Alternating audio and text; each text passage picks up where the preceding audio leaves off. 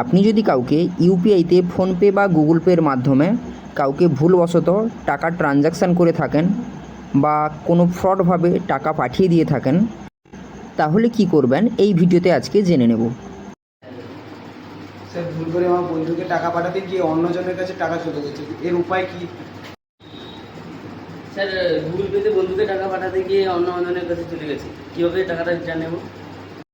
যদি অন্য জায়গায় টাকা চলে যায় তো তাহলে কি করে টাকা রিটার্ন করবে কিংবা কমপ্লেন কীভাবে করবে, তো চলে আসো দেখিয়ে দিচ্ছি। দেখো কী করবে। প্রথমে ক্রোম ওপেন করবে তোমার, কিংবা যে কোনো ব্রাউজার ওপেন করবে, দিয়ে এখানে লিখে নেবে npci.org.in। এই ওয়েবসাইটেতে চলে আসবে প্রথমে npci.org.in। এখানে আসার পর কি করবে, এখানে আসার পর একটু নিচে স্ক্রল করে চলে আসবে। এখানে দেখো কাস্টমার বলে একটা অপশান আছে, এই কাস্টমার অপশান দিয়ে প্লাস চিহ্ন দেওয়া আছে, এই প্লাস চিহ্নতে ক্লিক করো। এখানে দিয়ে দেখো ইউপিআই কমপ্লেন বলে যে অপশানটা আছে এখানে ক্লিক করো। দিলে দেখো এখানে তোমার কি সমস্যা হয়েছে, ইউপিআই ট্রানজ্যাকশান নিয়ে সমস্যা হয়েছে। তাহলে এখানে ট্রানজ্যাকশান অপশানে ক্লিক করবে। এখানে পুরো পরপর তোমার ডিটেলস দিয়ে দিবে, পার্সন টু পার্সন, মানে তুমি কাউকে পাঠাতে গিয়ে, তোমার বন্ধু কাউকে পাঠাতে গিয়ে যদি তোমার সমস্যা হয়ে থাকে তাহলে এইটা দেবে।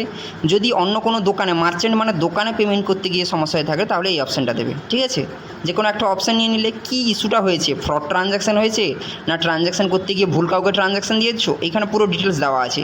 তো কোন অপশানটা তোমার হবে সেটা এখানে চুজ করে নেবে। দিয়ে এখানে তোমার ট্রানজ্যাকশান আইডিটা দিয়ে দিবে। ট্রানজ্যাকশান আইডি কোথায় পাবে, ফোনপে বা গুগল পে ওপেন করবে, ওখানে দেখবে পেমেন্ট হিস্ট্রিতে গেলে ট্রানজ্যাকশান আইডি ওখানে পেয়ে যাবে।